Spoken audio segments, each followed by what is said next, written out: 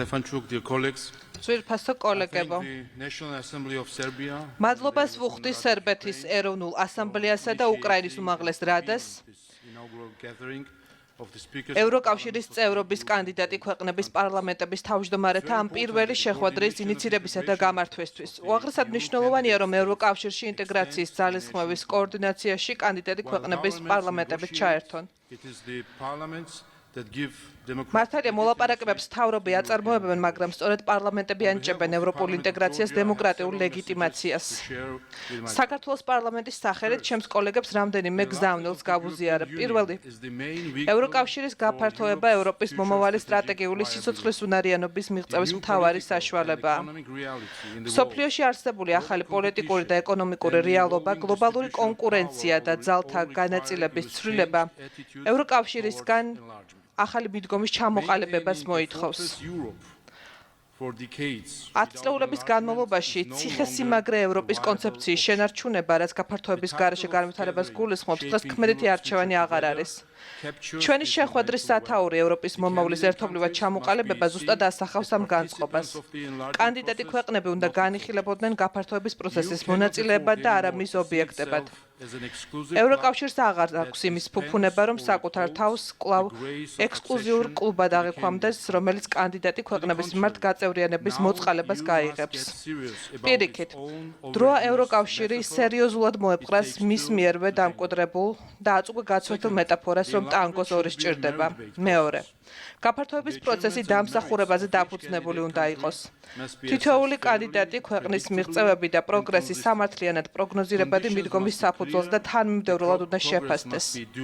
პირობები უნდა იყოს მკაფიო, მიღწეული პროგრესი კი სათანადოდ აღიარებული, ხოლო შუალედური სამიზნეები პოლიტიკური მიზნების მიხედვით არ უნდა იცვლებოდეს, თუმცა სამწუხარო დრო და დრო ევროკავშირის ცალკეული წევრი სახელმწიფოები, ანაც კიდევ უფრო უცნაურია თავად ბრიუსელი, ახალ და მოულოდნელ წინაპირობებს აყენებენ.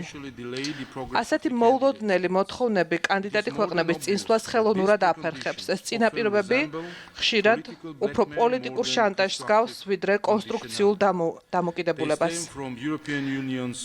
ისინი ევროკავშირის საარჩევნო ციკლებიდან, შიდა პოლიტიკური ნარატივებიდან, ან ისტორიასა და იდენტობასთან დაკავშირებული დავებიდან მომდინარეობს. არც ერთ კანდიდატ ქვეყანას არ შეუძლია მარტოს გაუმკლავდეს ევროკავშირის წევრი ქვეყნის ამგვარ ასიმეტრიულ ძალაუფლებას.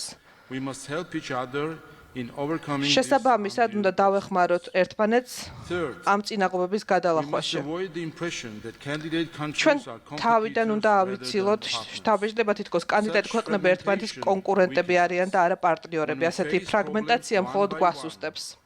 როდესაც პრობლემებს ცალ-ცალკე ვუმკლავდებით, ჩვენი ხმა უფრო სუსტია, ჩვენი გავლენა მცირდება, ხოლო გაფართოების პროცესის გაჭიანურება, პოლიტიზება და განუსაზღვრელი ვადით გაგრძელება უფრო იოლდება. არ უნდა დაუშვათ, რომ კანდიდატი ქვეყნების საპარლამენტო ფორმატი ქვეყნების რანჟირების, ჭკუის სწავლების ან ორმხრივი დავების განხილვის სივრცედ იქცეს. ეს უნდა იყოს პრაქტიკული თანამშრომლობისა და ერთობლივი ინიციატივების ჩამოყალიბების პლატფორმა. ერთობლივ დეკლარაციაში, რომლის მიღებასაც დღეს ვაპირებთ, მკაფიო და აღნიშნული, რომ ჩვენ აქ შევიკრიბეთ ერთიანობისთვის და არა დაყოფისთვის, საქართველოს პარლამენტი სრულად იზიარებს ამ გზავნილს. და ბოლოს, ევროკავშირის ამჟამად შესუსტებული გეოპოლიტიკური და ეკონომიკური პოზიციების გაძლიერების საუკეთესო გზა სტრატეგიულად უმნიშვნელოვანეს გეოპოლიტიკურ რეგიონებში, ბალკანეთსა და შავ ზღვის რეგიონში გაფართოებაში მდგომარეობს. სწორედ ამიტომ ევროკავშირმა გაფართოება უნდა აღიქვას როგორც განახლებისა და გლობალური ლიდერობის დაბრუნების ისტორიული შესაძლებლობა და არა როგორც ტვირთი ან ქველმოქმედების აქტი, როგორც ამას ზოგიერთი წარმოაჩენს. როგორც საქართველოს ეროვნული დევიზი გვასწავლის ძალა ერთობაშია. ამიტომ გამოვიყენოთ ეს შეხვედრა იმისთვის, რომ ჩვენი ევროპული მომავალი ერთად ჩამოვაყალიბოთ. მადლობა.